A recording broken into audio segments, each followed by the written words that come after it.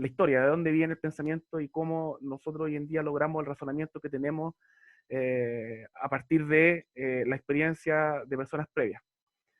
Yo sé que acá, como decía Sebastián, no todos los asistentes forman parte del departamento. Yo soy kinesiólogo, soy académico del departamento de kinesiología, con máster y doctorado, y la verdad es que mi gran pasión profesional es la investigación, así que para mí estos temas son tremendamente entretenidos. Yo sé que es una excepción, no para todos son igualmente entretenidos, pero a mí me apasionan estos temas, así que por eso eh, lo hago con mucho gusto y con mucha pasión, la verdad.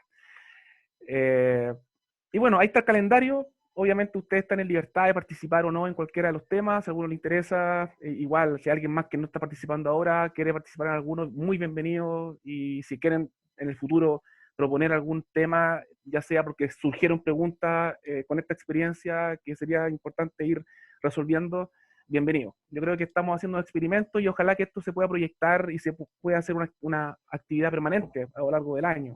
Puede ser. Hoy día estamos en la primera, que es la discusión de los resultados, pero vamos a hacer una pequeña introducción. Primero, para ilustrar respecto a qué es la investigación, y esta es una definición muy del diccionario. En cualquier lado pueden encontrar esta definición general, que yo creo que lo más importante de esta definición es básicamente que la investigación se le da el carácter de un carácter de sistematicidad. O sea, lo que hace a la investigación un proceso reproducible es que justamente es de carácter sistemático y eh, es desarrollado bajo metodologías y bajo mecanismos que le permiten cierta reproducibilidad. Y obviamente el propósito final, la causa final de la investigación es incrementar el conocimiento, entre otras cosas, y eso obviamente tiene impacto directo en el ser humano, finalmente. En el caso de la investigación clínica, digamos, o biomédica. Eh, este gráfico, me imagino, por ahí lo han visto, y hay muchas publicaciones o muchas revistas que tienen carta del editor y cuando hacen análisis bibliométrico respecto a la evolución histórica de las publicaciones científicas, y siempre el aumento es exponencial en cuanto a la cantidad de artículos publicados anualmente. Eso demuestra de alguna forma que el desarrollo científico, digamos, tiene una trayectoria exponencial y que la productividad científica se incrementa. De hecho, en este estudio, en el de Goldman, ellos mostraron que cada 9 años más o menos la productividad científica se duplica anualmente. Hoy en día en una hora se publica la misma cantidad de artículos que se publicó durante todo el siglo XIX. Y así, es probable que quizás en 100 años más los valores sean distintos o muchísimo mayores que los de hoy día. Así que esto es en constante avance. Pero esto obviamente tuvo un principio, y el principio de esto fue con un eclipse, digamos. Yo siempre digo esto, que en realidad la eclipse fue como el Big Bang del pensamiento racional. Tales de Mileto fue el primero que fue capaz de predecir un eclipse. De hecho, los primeros registros de esto fueron más o menos por ahí por el 630 a.C., en la Grecia presocrática, digamos, y son los primeros registros que se tienen de una predicción mecánica, una predicción física de un fenómeno natural. Por eso se dice que este es como el hito, el gran hito del inicio del pensamiento racional. Y fue justamente un eclipse. Ahora, eso tiene implicancias importantes porque tú, para poder predecir un eclipse, tienes que comprender una serie de otras cosas más, digamos. Primero, que las eclipses no ocurren por designio divino, que son fenómenos que más bien son fenómenos periódicos que se repiten en el tiempo, que son cuantificables, que son medibles. Está la dimensión temporal que logró ser medida por este filósofo, en fin. O sea, hay distintos elementos que están detrás de esto que hacen pensar que en esa época ya este fue un hito importante que marcó el inicio del pensamiento racional, digamos. Y de ahí en adelante, bueno, la historia es conocida. Yo los invito, hay varios libros que son incluso hasta de colegio, que son muy interesantes respecto a esto. El mundo de Sofía es uno, quizás lo leyeron en el colegio, que es un libro muy interesante que ilustra toda la historia de la filosofía y el desarrollo del pensamiento. Entonces nos vamos a dar un salto grande, digamos, y vamos a caer en la Edad Media. En la Edad Media partió una especie de discusión entre dos grandes corrientes que hasta el día de hoy están, no en disputa, pero están permanentemente en tensión, que están las corrientes más bien racionales y las corrientes más bien empíricas, ¿ya? Y en esto hay dos personas que son muy importantes, que yo creo que uno debería más o menos tener ciertas nociones. Descartes, que es un racionalista, fue el que dijo primero pienso, luego existo. Algunos dicen que dijo primero pienso, luego soy. Digamos, ahí está como la disyuntiva. Y René Descartes fue digamos, un pionero de su época, porque en una época en donde prevalecía de alguna forma la tradición religiosa y la tradición divina como mecanismos de explicación para ciertos fenómenos o para la mayoría de los fenómenos, él fue el primero que se atrevió a decir, mira, antes de existir siquiera, primero pienso, y si yo puedo pensar mi existencia e incluso puedo pensar a Dios, digamos. Eso fue lo que él dijo, o sea, todo parte desde el pensamiento humano. Él no negó a Dios, digamos, de hecho, por ahí algunos dicen, algunos los que no les gusta mucho Descartes dicen, bueno, él no fue tan racionalista porque en realidad no se atrevió a negar a Dios, pero también hay que entender cómo se desarrolló su pensamiento y en qué contexto, digamos, él escribió lo que escribió. Tiene un discurso muy bonito, un libro muy bonito que se llama el discurso del método, de hecho está en PDF, en internet, gratuito, traducido al castellano, y es un libro muy bonito porque fue el primer libro que se escribió para las personas no ilustradas de la época. Él lo escribió en un lenguaje sencillo, de hecho por eso se llama El discurso del método. Es un libro muy bonito. Y después tenemos a John Locke, que es más bien de la línea empirista. Los empiristas dicen, mira, aquí el pensamiento no es la fuente de nuestros conocimientos, digamos, la razón, sino que es la experiencia. Ellos transfieren, digamos, a los sentidos. Eso es como la lógica detrás. Es tu capacidad de sensar el entorno, es lo que te permite, en el fondo, el adquirir ese conocimiento. Y todas las experiencias que tus sentidos son capaces de recibir son las que de alguna forma te forman, ¿ya? Es bien interesante el postulado de Locke. Locke obviamente no es solamente un epistemólogo, él también es filósofo, habla de filosofía moral en sus libros, filosofía política, en fin, tiene toda la base epistemológica de la revolución americana, digamos, está en esa línea.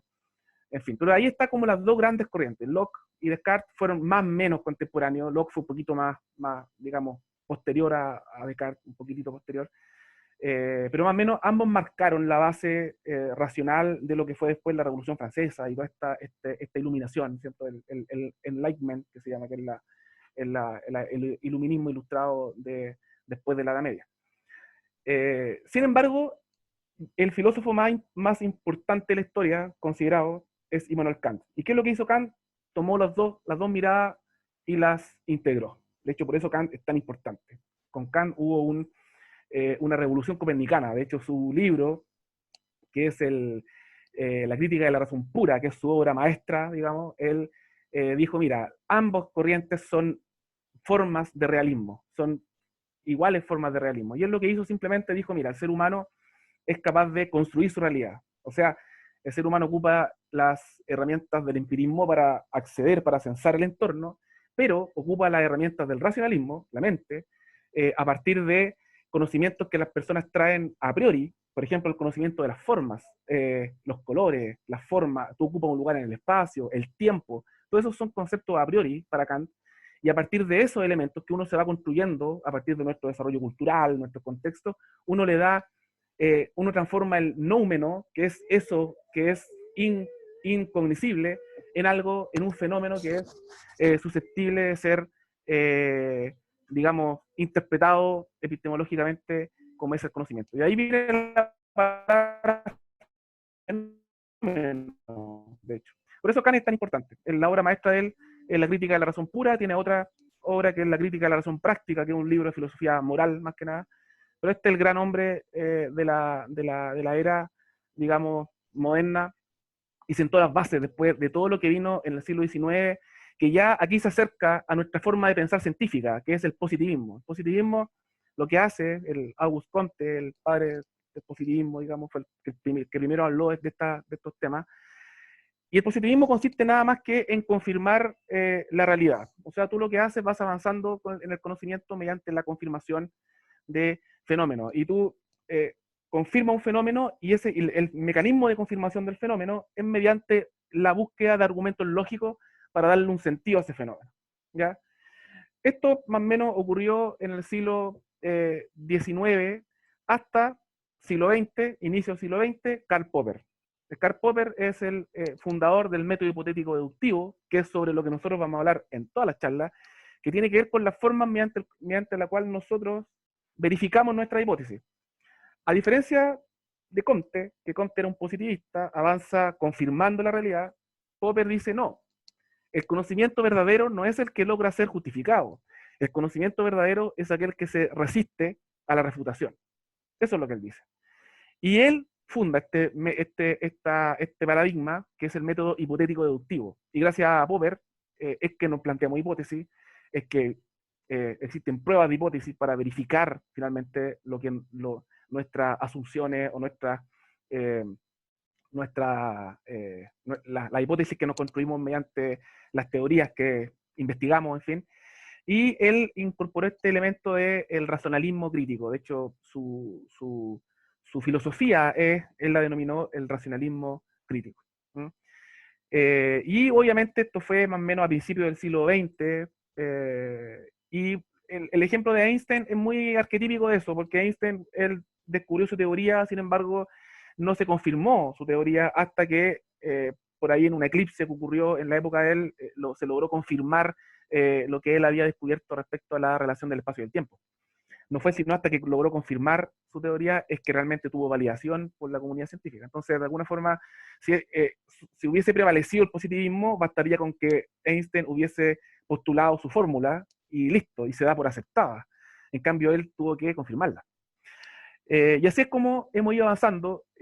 Hoy en día, la filosofía del conocimiento entiende que aparentemente el método hipotético deductivo y el método en base a la falsación pareciera ser que es el método hasta ahora mejor para que el conocimiento avance y para que el conocimiento que más se acerca a la verdad, digamos, entendiendo como que la verdad absoluta no existe, es simplemente una verdad irrefutada, vaya avanzando y se vaya consolidando. Y aparentemente cuando uno mira el curso de la historia y el desarrollo humano, ha sido así. Una vez que estos lenguajes se consolidaron en la historia, el ser humano se desarrolló, las ciencias se desarrollaron, las sociedades avanzaron, hubo crecimiento, en fin, prosperidad, en fin, y eso ha permitido que el ser humano siga el curso que sigue, hasta hoy. ¿Qué pasa con la medicina? No hemos hablado nada de ciencia de la salud. Hasta los años 60, yo siempre ocupo esta foto, que está famoso Cantinflas, todos lo hemos visto, a lo mejor cuando chico, ya no lo dan, es que no sé dónde, la verdad, miran las series de Cantinflas. El médico en la época de los 60, 50, por ahí, es esta figura del médico de cabecera. Ya la ciencia ya se estaba desarrollando, ya se habían hecho algunos ensayos clínicos. Sin embargo, la medicina era muy asociada al arte. Era la experiencia del médico, era la figura de este médico de cabecera, que era el especialista de todo, y la decisión de él era la que prevalecía en todos los ámbitos y en todas las dimensiones, de todas las especialidades y en las dimensiones que están alrededor del ser humano. Y no fue sino hasta finales de los 60, inicios de los 70, que se desarrolló la epidemiología. De hecho, la epidemiología, si bien es cierto, no la desarrolló David Sackett, la epidemiología se desarrolló antes con los hermanos Fletcher. Ya tienen un libro, de hecho la epidemiología de Fletcher es uno de los libros que más se vende y se lee hoy en día. Fletcher y ellos más que nada lo que hicieron, unificaron las matemáticas con la metodología de la investigación científica. Lograron hacer esa unificación y eso permitió el surgimiento y el desarrollo de la epidemiología. Ahora, ¿qué es lo que hizo Sackett? Sackett finalmente fue el director del primer departamento de epidemiología, digamos. McMaster fue la universidad que tomó esta nueva teoría, digamos, esta nueva ciencia, y Sackett lo que hizo, sistematizó la práctica epidemiológica, y con esta publicación, que es su clásica publicación del 81, donde él establece por primera vez ciertas directrices para hacer lectura de artículos científicos y para discriminar lo que es un artículo de buena calidad, de mala calidad. Fue el que primero se atrevió a establecer ciertas jerarquizaciones de calidad de la evidencia. Al mismo tiempo, de hecho, cuando estudié un poco la historia de Glass, Jane Glass, no logré encontrar, la verdad, si en algún momento se toparon. Aparentemente no. Jane Glass es psicólogo, y él fue el que primero se le ocurrió hacer metaanálisis, agrupar, hacer estadística con datos de estudios ya publicados. fue muy cuestionado. De hecho, la historia de esta misma publicación relata más o menos la historia del asunto, y ahora mismo se publicó hace un poquito de años atrás una revisión a posterior más o menos de cómo fue la historia del metaanálisis. Y es muy interesante ver las barreras que a él le tocó superar, porque nadie le creyó al principio, porque obviamente era como combinar peras con manzanas, digamos, y esa era la principal crítica. Sin embargo, hoy en día aceptamos el metaanálisis, y cuando los metaanálisis provienen de estudios de buena calidad metodológica, son homogéneos, lo aceptamos como métodos estadísticos que confirman la hipótesis y con un nivel de evidencia súper bueno, digamos, y digamos tenemos cierta confianza en que eso es así. Y finalmente, yo diría que, si bien es cierto, David Sackett sistematizó los elementos de práctica basada en evidencia, algunos elementos de metodología. Yo diría que Gordon Guyatt fue quien acuñó el término de medicina basada en evidencia y lo incorporó en los currículum formativos de los estudiantes de medicina. De hecho, ese ha sido el gran aporte de Guyatt. Además de, bueno, todo lo que es la metodología GRADE para hacer análisis de calidad metodológica también proviene de la línea de él. Sin embargo, él fue pupilo de David Sackett y fue quien incorporó en los currículum de formación de los estudiantes de medicina. Y bueno, obviamente ya en los 90 hubo una explosión de publicaciones, investigaciones, empezaron a aparecer las bases de datos, empezaron a aparecer los motores de búsqueda, empezaron a aparecer todas estas herramientas que nosotros hoy en día ocupamos. Hubo una explosión en la cantidad de publicaciones, que eso fue muy marcado, pero al mismo tiempo empezó a haber también una explosión de evidencia con baja calidad.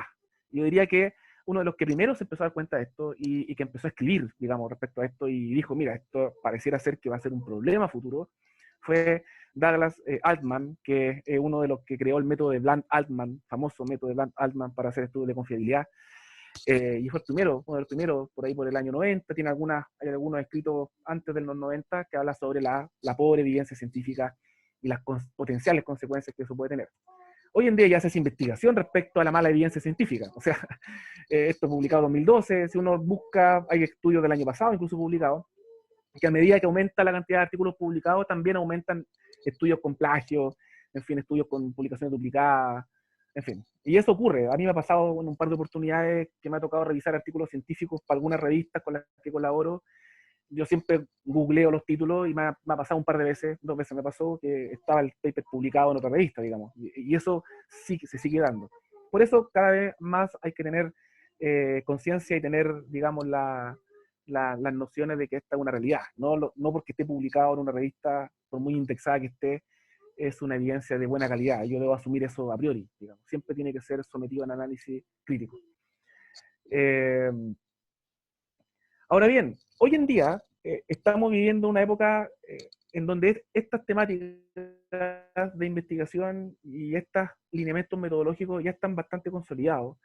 Sin embargo, nos estamos enfrentando a una realidad que nos está obligando a avanzar un poco, a correr el cerco en cuanto a ciertos paradigmas. Y que tiene que ver con que existen ciertas problemáticas que están fuera del alcance de los métodos convencionales de investigación. Y aquí hay un ejemplo bien claro. Nosotros en el ámbito de la rehabilitación vemos que en los estudios de pronóstico analizamos variables duras como la probabilidad de supervivencia, la probabilidad de remisión de la enfermedad, en fin. Ahora mismo en esta contingencia hemos escuchado a muchos epidemiólogos ya cuestiones como la mortalidad, la remisión, la letalidad, son cosas quizás, digamos, naturales que escuchamos a diario. Sin embargo, cuando uno mira los estudios, particularmente en el ámbito de la rehabilitación, o los estudios que se acercan un poco más a la dimensión más bien social de las problemáticas, uno ve que hay cuestiones que deben hacernos pensar. Por ejemplo, en este estudio vemos que la cantidad de pacientes que completan un programa de rehabilitación pulmonar no supera el 50%. O sea, sabemos que la rehabilitación funciona. De hecho, este es justamente un estudio respecto al efecto de la rehabilitación, mejora la supervivencia, en fin, pero no sirve de mucho si los pacientes no finalizan el programa. Entonces, algo pasa que estamos o nos hemos enfocado profundamente en aspectos de efectividad de las terapias. Sin embargo, hay elementos que no estamos observando y que tienen que ver con algunas dimensiones que son más bien cualitativas o que están más bien en el ámbito más bien sociales de las personas.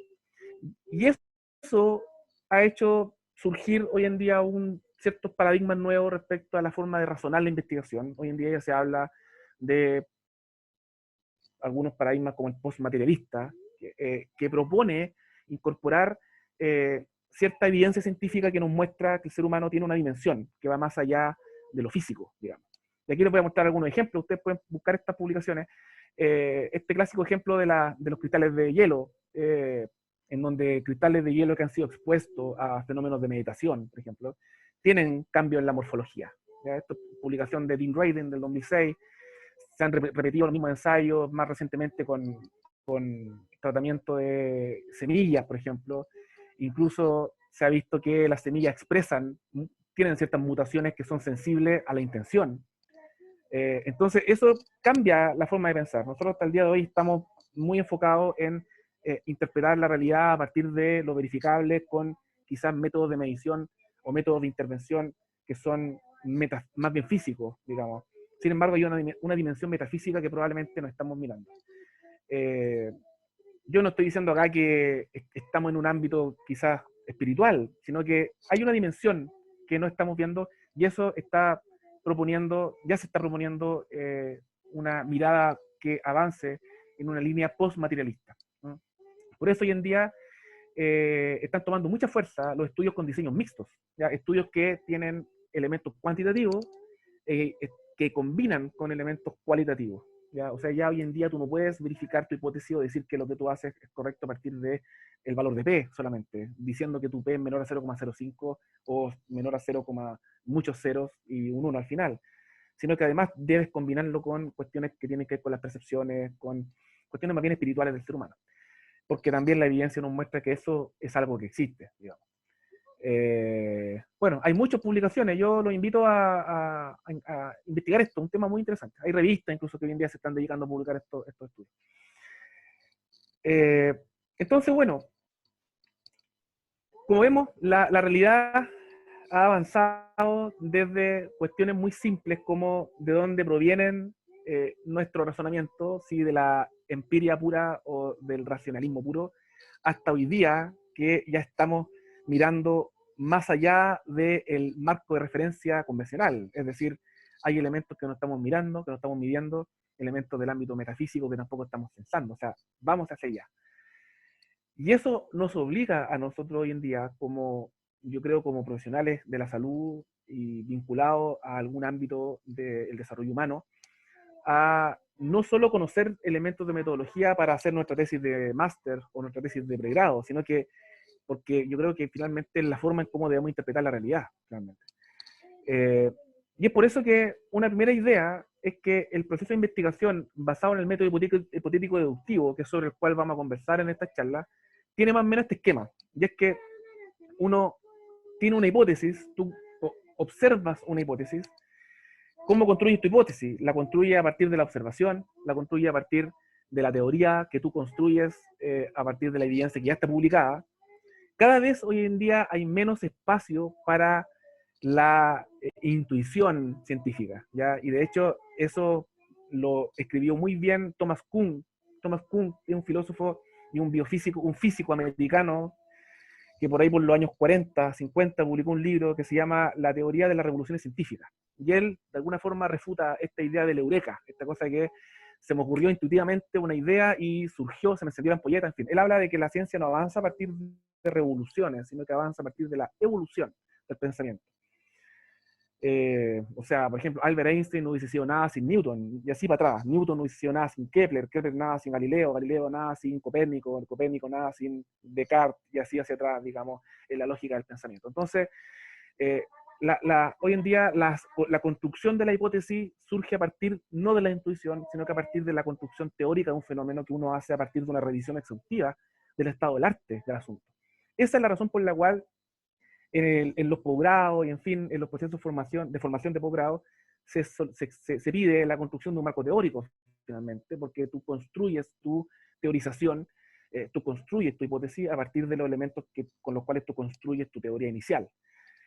Eso se somete a un experimento con una metodología determinada, con el fin de tú poder verificar esa hipótesis. Ahora, esa verificación va a estar más o menos libre de sesgo o libre de error en la medida en que tú ocupes un método que tenga o más o menos riesgo de ser afectado por sesgo. Y obviamente si tú logras verificar correctamente y confirmar tu teoría, perfecto, tu teoría se confirma y se transforma en nuevo conocimiento. Si no, obviamente tú tienes que revisar, tienes que reconfirmar eso, reverificarlo y no asumirlo como una verdad. Ahora, insisto, si se verifica tu hipótesis, que eso se transforme en una verdad cierta, digamos, depende del método que tú empleas. Porque aquí lo vamos a ver en la charla, que no es lo mismo verificar una hipótesis mediante un estudio observacional analítico, que te permite con cierta certeza verificar una hipótesis, a confirmar una hipótesis con una serie de casos, con un estudio observacional descriptivo. Es distinto. El nivel de robustez que va a tener esa verdad que tú quieres confirmar es distinta de acuerdo al método que tú emplees. Entonces, más o menos así funciona el método hipotético deductivo. Ahora, el proceso de investigación es un proceso, digámoslo así. Eso explica, es la mejor palabra que explica, de hecho, lo que es realmente investigar. Que surge a partir de una idea, esa idea no debería a mí llevarme a establecer resultados ni conclusiones, sino que entre una idea y los resultados y las conclusiones hay una serie de etapas que tienen que irse desarrollando para yo recién llegar a la consecución de un resultado, una conclusión y finalmente el establecimiento de sugerencias y recomendaciones a partir de esa conclusión. Entre medio está el planteamiento objetivo, la hipótesis, diseño, están los sujetos, están los instrumentos de medición, las propiedades de medición, si voy a hacer diagnóstico, propiedades diagnósticas, está el tamaño muestral, si yo quiero hacer inferencias estadísticas, cuántos sujetos necesito yo para que las diferencias clínicamente importantes sean estadísticamente significativas y yo poder verificar posteriormente esa hipótesis. Entonces, hay distintas etapas que deben irse quemando para yo recién ir y decir, mira, en realidad mis resultados sugieren esto. Y la idea es que a lo largo de estas charlas, digamos, podamos ir abordando cada una de estas temáticas, irlas discutiendo. De cada escalón podemos hacer un semestre entero profundizando en cada uno de estos temas, porque cada uno de estos es un capítulo, un libro de metodología. Pero la idea, yo insisto, es ir dando ciertas pinceladas, conversando los temas, resolviendo dudas. Yo creo que aprovechemos esta instancia para ir clarificando esa etapa. Y la etapa final del proceso de investigación es la divulgación.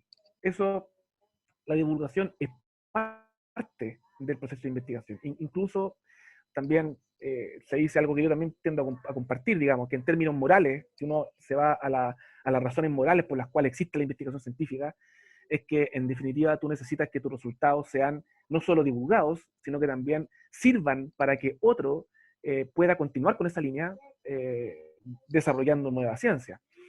Y eso se logra, y una de las pocas formas de verificar eso es mediante la cita, la referenciación de tu estudio o de que otro referencie lo que tú descubriste, ¿ya? Lo que tú publicaste. A todo esto, el personaje que ha salido conmigo fue mi hijo, que está aquí, está súper entretenido con la charla. Y bueno, obviamente el objetivo final es que el camino, el desarrollo científico, tú logres generar algún cambio, reorientar, generar nuevas preguntas, finalmente salir. Entonces, bueno, les voy a mostrar, habiendo hecho esta pequeña introducción, les voy a mostrar ahora algunos resultados de este estudio, que es la última investigación que hicimos con un grupo de colegas de la Universidad de San Sebastián y un grupo de colegas de la UE Conce. Denme solo un minuto.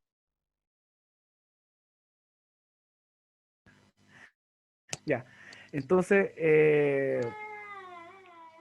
la verdad es que el objetivo del estudio era básicamente estudiar las respuestas de estrés de los mecanismos de la simulación clínica finalmente, porque en definitiva la lógica de la simulación es reproducir un escenario, ¿cierto? Y de alguna forma evocar en los estudiantes las mismas sensaciones que sentirían en el escenario clínico real, y a partir de ahí ir desarrollando ciertas competencias. Más o menos ese es como el principio esencial de la simulación. Entonces, yo creo que es muy importante cuando uno estudia este tipo de elementos, es realmente investigar directamente si estamos evocando realmente la experiencia, ¿ya? Y una forma de hacerlo, y que la literatura lo ha refrendado, es la respuesta a estrés. O sea, hay varios estudios que se basan en la aplicación de instrumentos, en técnicas quirúrgicas, razonamiento clínico más complejo, en fin.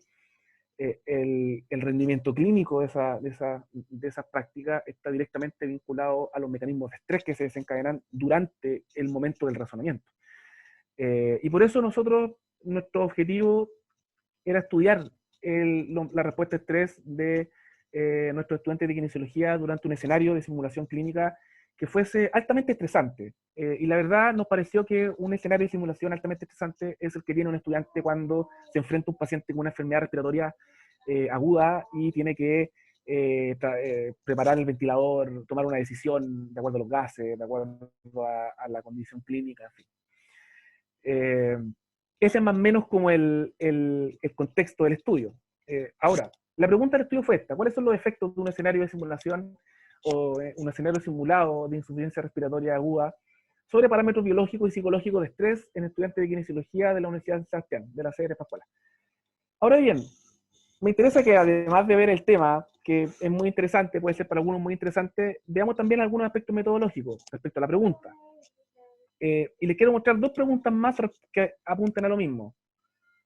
¿Es efectiva la simulación clínica para reproducir el estrés biológico y psicológico de estudiantes de kinesiología de la USS de Pascuala? Es más o menos, apunta a lo mismo, pero está estructurado de forma distinta. Esta otra estructura de pregunta: ¿el estrés biológico psicológico aumenta durante... ¿Cuál es la correcta de las tres? Entonces ahí hay un primer principio que tiene que ver con la pregunta de investigación. La pregunta de investigación tiene que evocar el análisis, ¿ya? Tiene que llevarte a un análisis, tiene que ser abierta, no debería ser de respuesta cerrada. Por ejemplo, si yo digo, ¿es efectiva la simulación clínica para reducir el estrés? La respuesta a eso sería sí o no, digamos, y se acabó el estudio. Incluso si yo le saco los paréntesis a la pregunta, yo puedo decir, ¿es efectiva la simulación clínica para evocar estrés? O sea, estoy diciendo una hipótesis realmente, o estoy haciendo una asunción, incluso me la estoy jugando por una opción, cuando en realidad la investigación debe partir. Si bien es cierto, tú partes con una hipótesis, pero la pregunta en general debe llevarte al análisis, no a la coacción. O sea, si estamos hablando del método hipotético deductivo, acuérdense de Karl Popper, que él refutó a Comte. Comte se hubiese formulado esta pregunta, digamos. Ya el positivismo un poco te lleva a buscar justificaciones lógicas para una realidad que tú ya de alguna forma estructuras a priori. En cambio, Popper dice, no, tú tienes que partir analizando. ¿Ya? Tu interrogante es el análisis. ¿Cuáles son los efectos? ¿Tienes idea cuáles? No tengo idea cuáles son. Tengo cierta hipótesis solamente, pero no sé cuáles son. Tú partes con una asunción neutral previa. Entonces, ojo cuando construye la pregunta, siempre háganse la pregunta, a ver, ¿esto es una hipótesis o es una pregunta? Si le saco los signos de interrogación, ¿queda como hipótesis? Si queda como hipótesis, tienen que replantearla. Siempre tiene que evocar análisis después de la pregunta. Bueno. Y obviamente la pregunta, ¿qué es lo que es en sí? La pregunta es, en el fondo, la expresión del problema de investigación. El problema de investigación, si ustedes quieren aprender a hacer un problema de investigación, yo les sugiero que lean las introducciones de los papers. En un paper, la introducción muestra el problema de investigación. De hecho, cuando uno revisa un artículo científico de alguna revista para ser publicado, y a uno le toca participar como referee, uno se preocupa que en la introducción estén más o menos caracterizados los pacientes, esté contextualizado el problema, esté caracterizado, descrito todos los elementos del problema. Entonces acá, por ejemplo, ¿qué tenemos? Tenemos a lo menos 3 elementos del problema. Tenemos tenemos a los sujetos de estudio, que son estudiantes de kinesiología. Entonces ahí, obviamente, la problematización de esto debió haber estado previamente enfocada en una descripción de la problematización de los métodos de formación en kinesiología y particularmente en el ámbito en el cual nosotros vamos a desarrollar este escenario clínico probablemente. ¿Cuáles son los, los bemoles, las problemáticas de esto y qué rol juega la simulación en eso, en estos estudiantes y cómo después los beneficiaría en el futuro, en fin. Es todo un tema que tiene que ver con el sujeto de estudio. También, si yo voy a evaluar la variable, tengo una variable independiente en mi pregunta, yo debo ahí también hablar de la variable independiente, el escenario simulado, qué es lo que es la simulación clínica, cómo se protocoliza, cuáles son sus etapas, eh, cuáles son los elementos propios de la simulación clínica en el contexto de insuficiencia respiratoria aguda, en fin, tipo de simulación en ese contexto, alta fidelidad probablemente, con instrumental, con equipos de feedback, de monitorización del paciente, en fin. Y obviamente las variables dependientes, cómo yo voy a evaluar el efecto de esa intervención. Y en este caso yo estoy hablando de estrés, y el estrés tiene, ¿cómo se cuantifica el estrés? Hay métodos de cuantificación del estrés como el cortisol salival, como el cortisol en el pelo. Hay diferencias, sí, el cortisol salival es más bien un cortisol que se modifica en corto plazo, en cuestión de semanas. El cortisol en el pelo se modifica en un plazo no menor a 3 meses. Es como la hemoglobina glicosilada, el cortisol en el pelo, como esa lógica, digamos. Entonces, ¿hay otros elementos que no involucran laboratorio o muestras o análisis de laboratorio? Sí, la variabilidad del ritmo cardíaco, uno puede medir estrés con escalas de percepción de estrés, en fin. Entonces, también uno debe hacer un análisis respecto a eso, ¿ya? Entonces, esos elementos tienen que tener un problema de investigación eh, correctamente definido. Y, obviamente, una vez que yo elaboro mi problema, yo leyendo el problema de investigación, la pregunta debería salir sola. Yo, entendiendo los componentes del problema, definiéndolos muy bien, yo debería ser capaz de construir la pregunta de investigación sin necesidad de leerla, digamos. Eh, entonces, bueno, yo tengo un problema, luego que tengo el problema, tengo mi pregunta, ¿cierto? Yo debo formular mi hipótesis, que esa hipótesis también, ¿de dónde surgen las hipótesis? Las hipótesis surgen de la evidencia previa, ¿ya? Yo construyo esa hipótesis, pueden surgir también de la experiencia, o de la experiencia de otros, por ejemplo, de la revisión de reportes de casos, series de casos, de experiencias previas de otra persona. Ahí yo puedo construir mi hipótesis, yo puedo decir, mira, aparentemente la simulación clínica ha mostrado afectar la variabilidad cardíaca en un sentido hacia el aumento del tono simpático, hacia la reducción de la variabilidad simpática, hacia el aumento de la expresión o de la concentración salival de cortisol, en fin.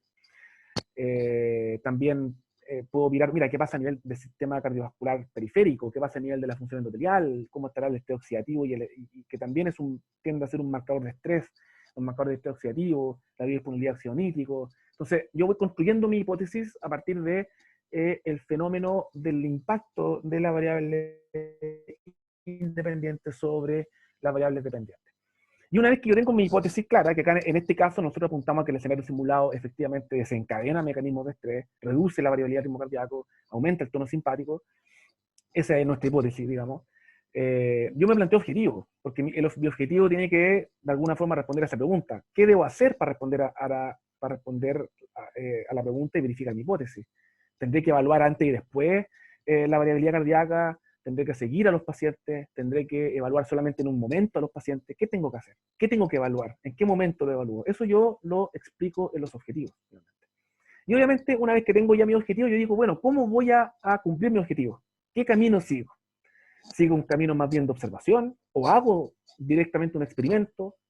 ¿O hago una revisión sistemática? No tengo laboratorio, no tengo recursos, no tengo dinero, pero hay muchos artículos publicados. Bueno, hago una revisión sistemática y zanjo el problema. En fin, entonces el diseño finalmente es casi la parte culmine, digamos, del planteamiento del problema. O sea, yo no puedo plantear el diseño antes de hacer un problema.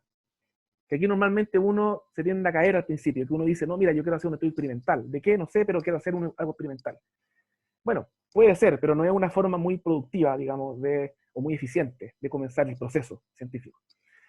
Eh, entonces, bueno, en este estudio en particular que se hizo un estudio cuasi experimental con medidas repetidas, evaluamos 3 veces a los sujetos y hubo una vez en donde se hizo un registro continuo durante el escenario simulado.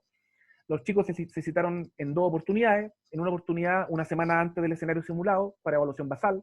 Le medimos hartas cosas, yo solamente me voy a referir a la variabilidad del ritmo cardíaco, pero le medimos varias cosas, hicimos cuestionarios de estrés agudo, de estrés crónico, medimos disfunción endotelial mediante ecografía braquial y la prueba de la dilatación medida por flujo, que es el estándar de referencia para medir función endotelial en el ámbito clínico. Eso fue una semana antes para medir los basales, y durante el escenario simulado medimos antes del escenario y después del escenario.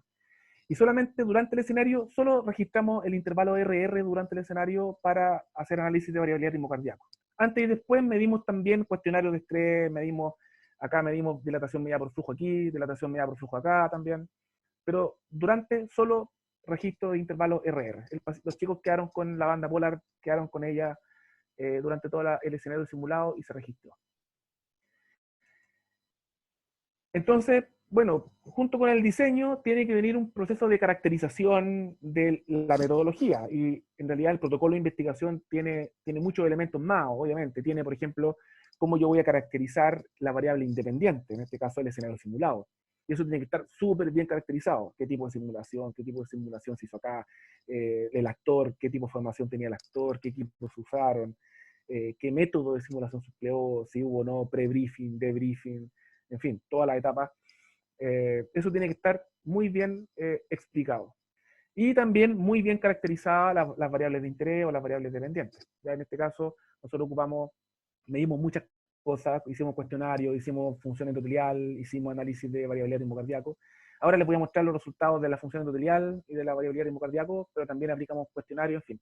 Y acá, desde el plano metodológico, acá es muy importante que esté todo validado. O sea, uno da por sentado que estos instrumentos, particularmente las escalas de medición de los atributos perceptivos, de la percepción de estrés, están correctamente validadas. Y los papers que yo debo referenciar para eso, digamos, en el protocolo, tienen que ser artículos de validación.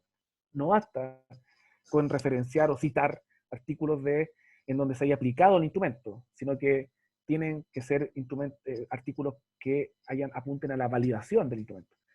Y lo mismo para todas las variables. Y obviamente el análisis estadístico, nosotros vamos a hacer una charla también sobre estadística, que va a ser una charla súper simple. Mi objetivo para esa charla es que a ustedes les quede claro que la estadística es tremendamente fácil, es brutalmente fácil, ¿ya?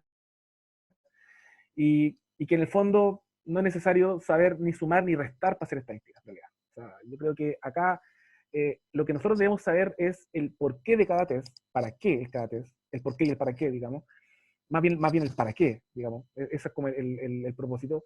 Y además debemos también saber aspectos generales de la interpretación de los resultados que me entrega a mí un software estadístico. Porque al final los software estadísticos hoy en día hacen todo. De hecho, tengo pensado para esa charla hacer un análisis estadístico aquí en línea con el software que yo ocupo, para que vean lo fácil que es, digamos. Y lo importante ahí después es interpretar, digamos, las salidas estadísticas que salen y después saber cómo explicar eso. Entonces yo, en ese día con que de la charla, digamos, salgan claro para qué el McWhitney, para qué el Wilcoxon, para qué el Friedman, en fin, yo me sentiría feliz. Entonces, bueno, les voy a mostrar acá los resultados. Básicamente, ¿qué es lo que vimos? Vimos que durante el escenario simulado, bueno, en general los chicos se comportaron en los valores basales, fueron bastante, digamos, estables, las desviaciones estándar no fueron muy altas, los chicos estaban tranquilos. Porque claro, yo creo que muchos de ustedes tienen que haber pensado, oye, pero los chicos ya el hecho que sabían que estaban siendo investigados, eso ya les generó un poco de estrés. Bueno, primero decir que este escenario simulado no fue evaluado, digamos, o no tuvo una evaluación sumativa, porque fue en el marco de un curso de verano, en donde fue un curso de verano más bien de nivelación, y en donde los chicos tomaron ese curso para entrar internados después, y si lo reprobaban no pasaba nada. Entonces, para nosotros fue muy bueno eso porque nos permitió aislar, digamos, el estrés dado por la necesidad de aprobar la asignatura. Que eso nada que ver, digamos, con el foco de la simulación. Que el foco de la simulación es netamente generar un estrés que permita colocar al estudiante en el escenario real clínico, ¿ya? Entonces, lo cual eso nos permitió además que las desviaciones estándar de las variables en condiciones basales no fueran altas, porque los chicos no estaban estresados cuando llegaron en la evaluación basal. Tenían niveles de estrés muy bajos. Pero durante el escenario fue una caída brutal de la relación del intervalo RR y la frecuencia cardíaca aumentó de forma muy significativa, de niveles de reposo, digamos, a niveles entre 90 y algo, 95 a 100 a valores cercanos a 100.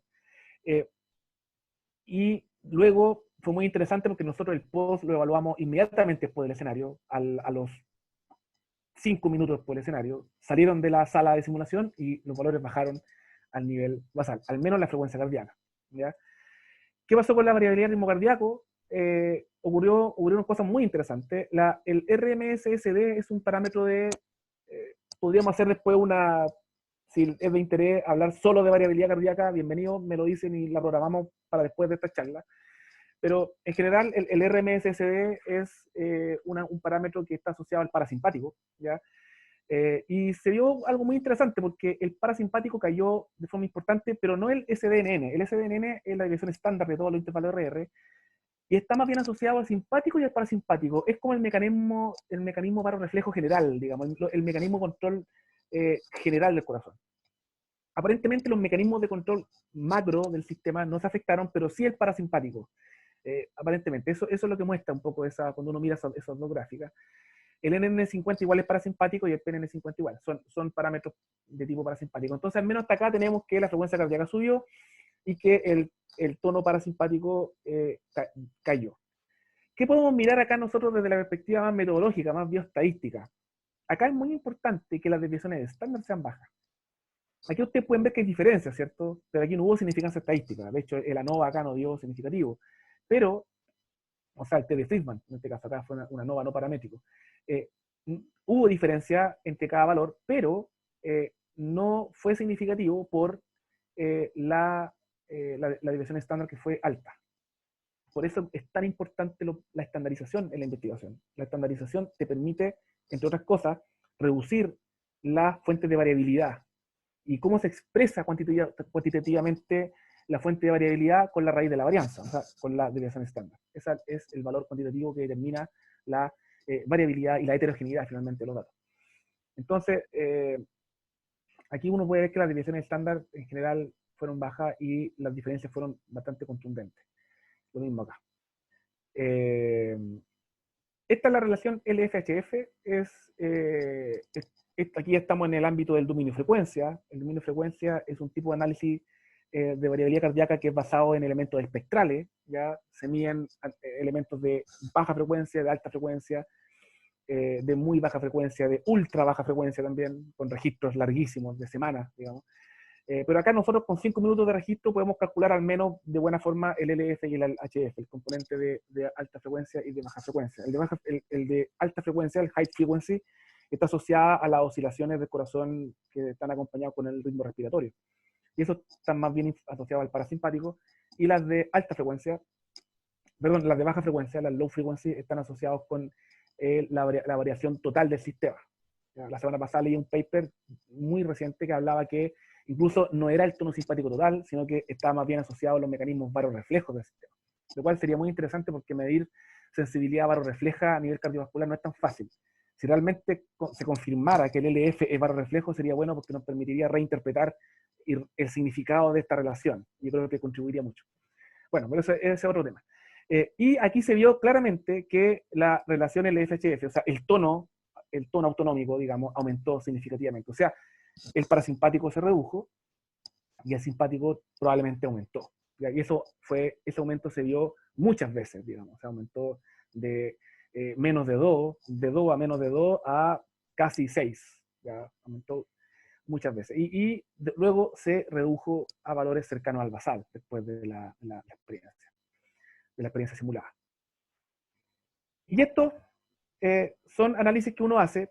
Bueno, solo una pequeña cosa. Acá uno puede ver que la desviación estándar es amplia, mayor que acá, ¿cierto? Hay cierta heterogeneidad de varianzas, que se denomina esto experimentalmente, o sea, estadísticamente.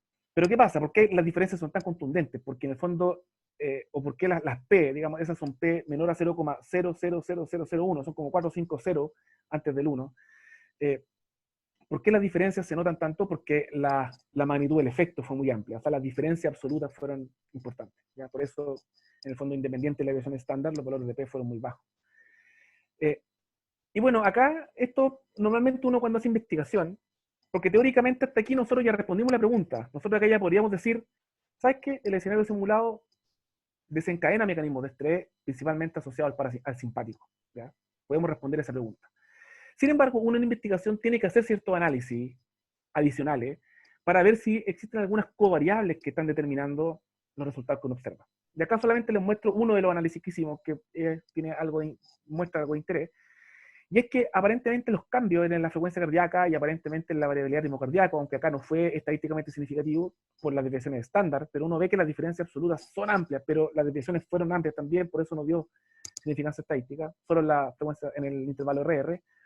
Aparentemente, la magnitud de los cambios del tono autonómico depende del nivel de estrés crónico. Los chicos que estarían más estresados crónicamente, en teoría, tendrían una mayor respuesta autonómica durante la simulación. Lo cual, a mi juicio, es bastante interesante porque quizás no para efectos de la simulación clínica, sino que para efectos de la hipótesis que se levantan ahora con qué pasa con los pacientes, con los colegas que trabajan en turno, por ejemplo, y que no hacen solamente un escenario clínico aislado, sino que trabajan permanentemente en turno, en intensivo, hacen turnos de 12 horas. Acá el promedio de tiempo del escenario clínico fue más o menos entre 12 y 15 minutos, más o menos. ¿Qué pasa con un colega que trabaja 12 horas? ¿Cómo están estos mecanismos de estrés cardiovascular? Probablemente ahí puede haber algo interesante y la verdad es que no está muy estudiado, no se ha publicado nada sobre eso. Así que hay una hipótesis interesante para seguir abordando este tema. Entonces, aparentemente los niveles de estrés crónico están exacerbados.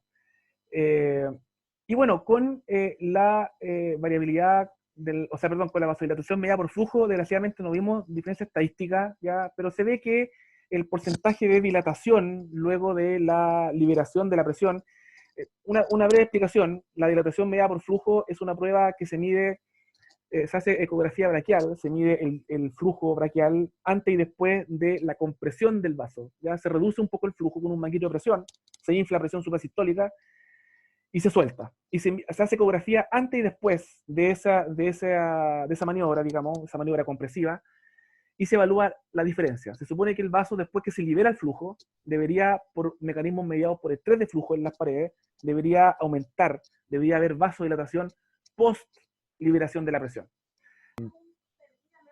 Entonces, desgraciadamente no vimos diferencia estadística en ese resultado. Bueno, para finalizar, solamente decir que en la metodología y los resultados finalmente y todos los análisis que uno hace, uno debería dar la vuelta hacia atrás. Y uno debería decir, mira, respondí o no respondí la pregunta.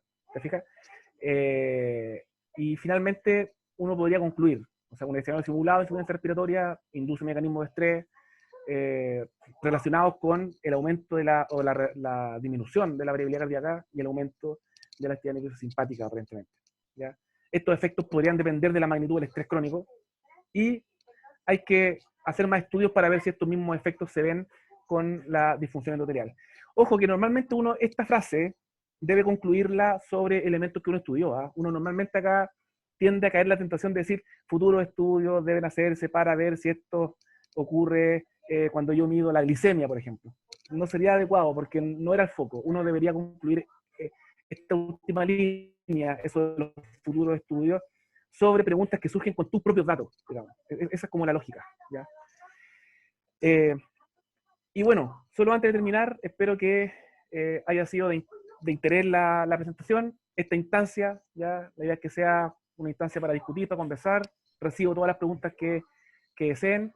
Y solo dejarlos invitados para la segunda charla, que es sobre investigando desde la experiencia, con todos estos diseños más bien observacionales, descriptivos, que son los que nosotros más hacemos en clínica y los que podemos hacer, digamos, con más factibilidad.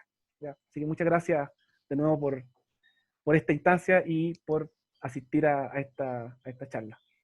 Quedo atento a las preguntas. Hay algunos minutos para preguntas, parece. Gracias, Iván, por la presentación. Sí. Es bien ilustrativa, es bien acotado el tiempo que tenemos. La idea es ir viendo cómo va avanzando estos webinars en investigación en kinesiología. Así que agradecerte por la presentación.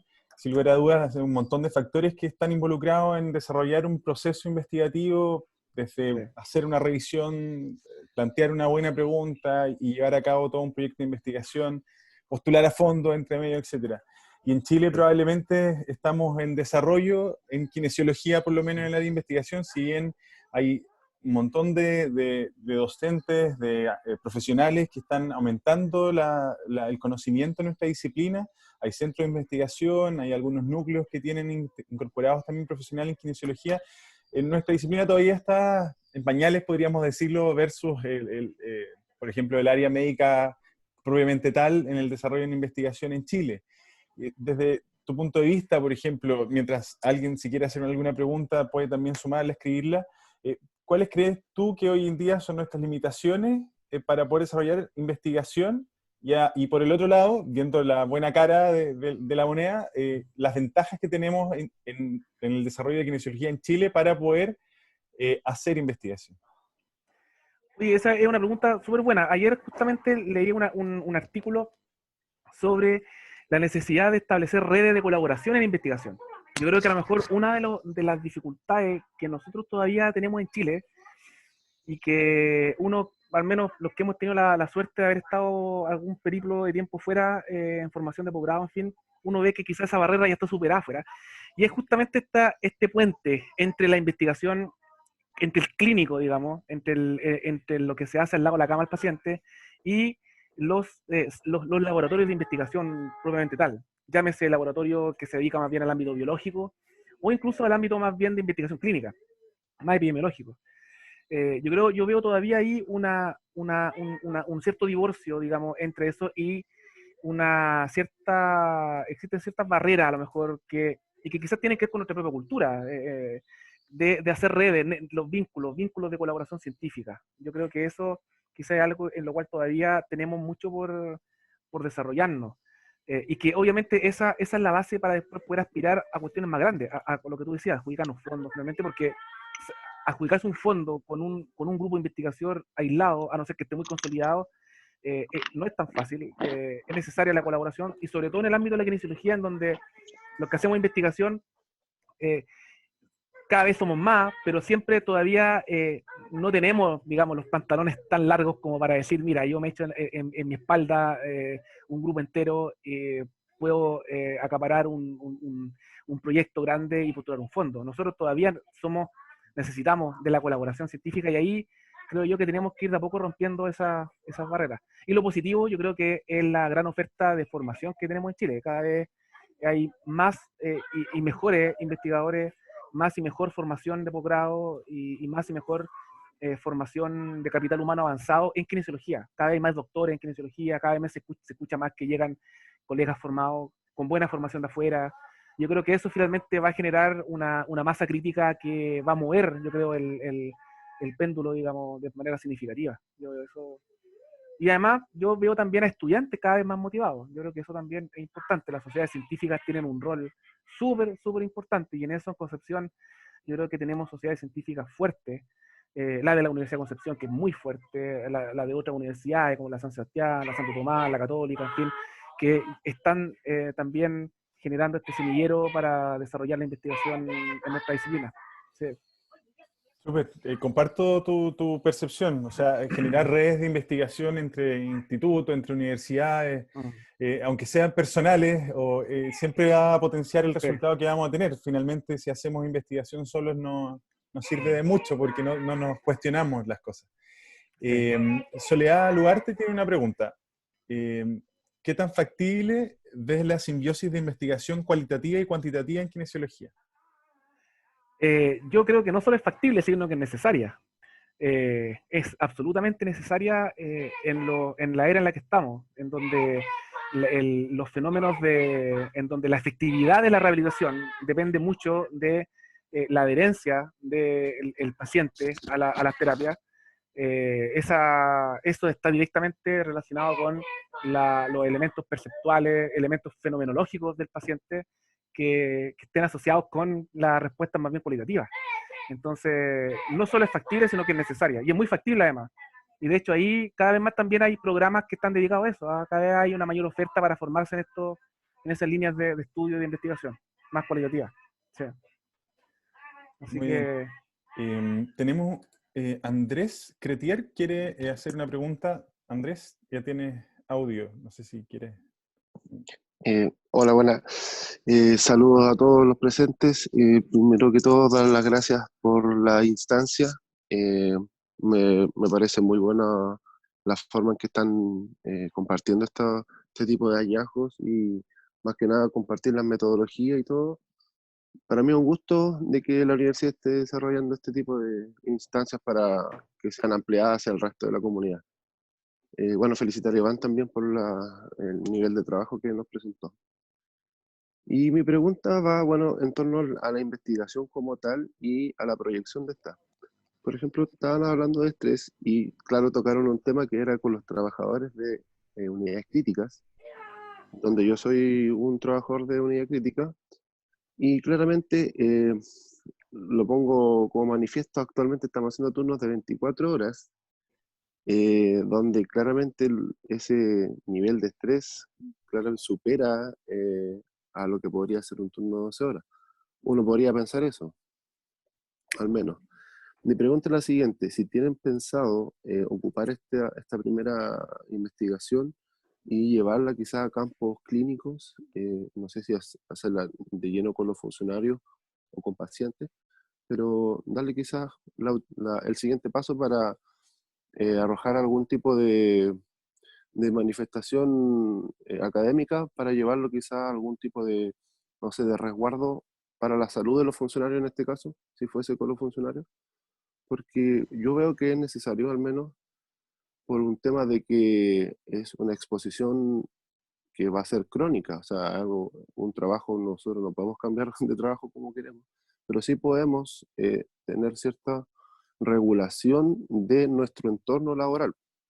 Por lo tanto, probablemente si hubiesen luces de que hay efectivamente con datos duros, que una persona trabajando en una vida crítica tiene estos niveles de estrés, y claro, pues, lo enlazo con eso. Caso hay un proyecto para generar este tipo de investigaciones. Gracias por la instancia. Bueno, te agradezco mucho la pregunta porque, y los comentarios también, eh, porque sí, justamente eso fue digamos, fue algo que nos surgió de manera casi innata una vez que nos enfrentamos a los resultados. Nos hicimos la pregunta, bueno, y esto obviamente en el ámbito clínico se reproduce, y no solo se reproduce, sino que probablemente se exacerba, y altamente probable que esto tenga consecuencias futuras. Mira, respondiendo directamente, sí, tenemos pensado seguir porque justamente fue una pregunta que nos surgió de manera natural, digamos.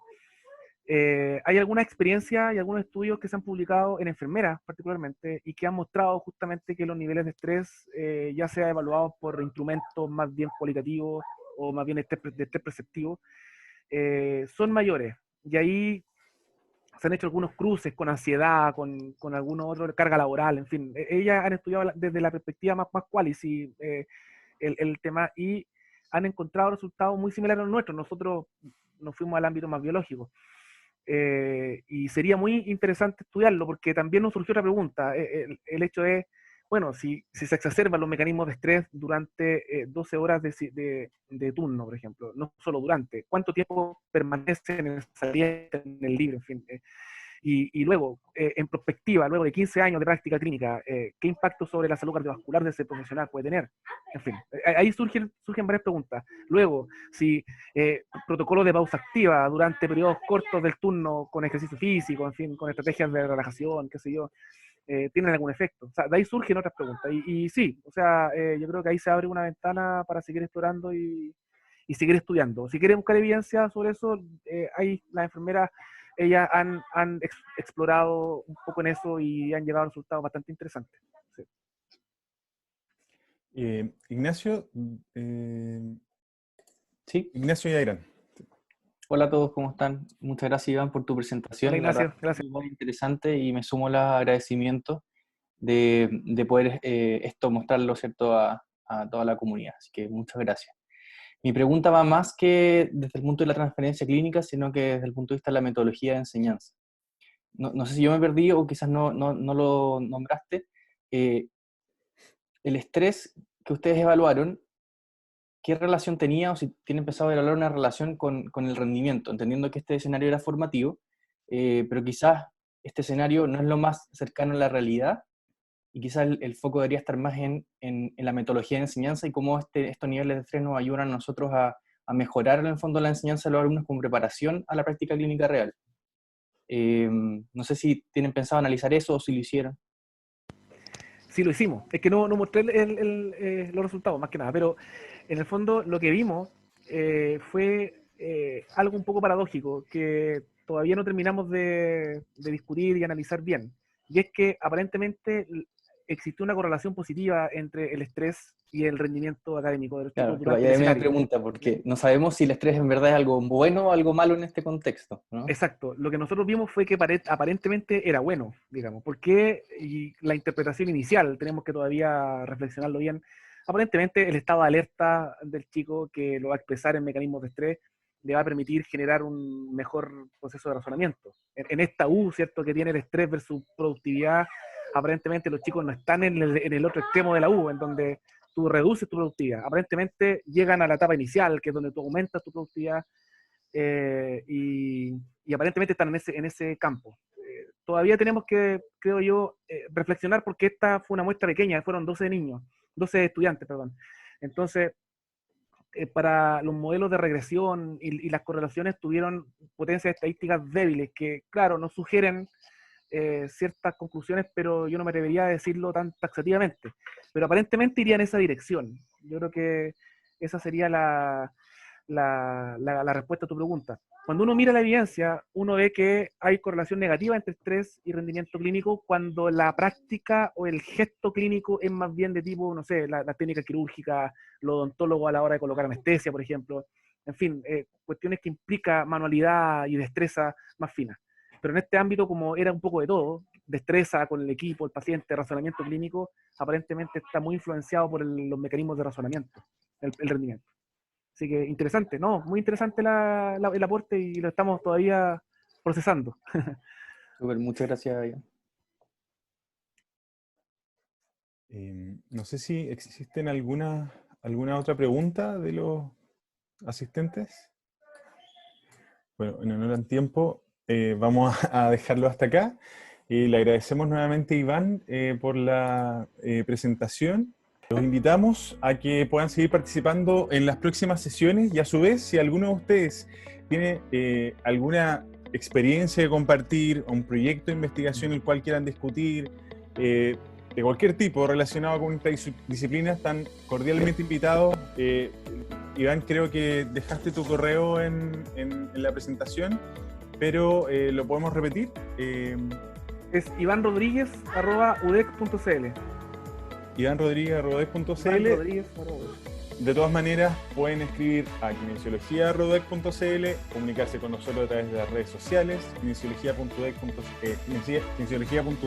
en Instagram o en Facebook, o donde ustedes quieran comunicarse con nosotros. Así que, de nuevo, muchas gracias por haber asistido y lo esperamos en las próximas sesiones. Sí, un saludo a todos también, muchas gracias, y también inviten a más personas si se interesan para las próximas reuniones. Así que nos vemos en la próxima. Bien acompañado, profesor. Bien acompañado. Este es mi colega. Un abrazo a todos. Buenas tardes a todos. Buenas tardes.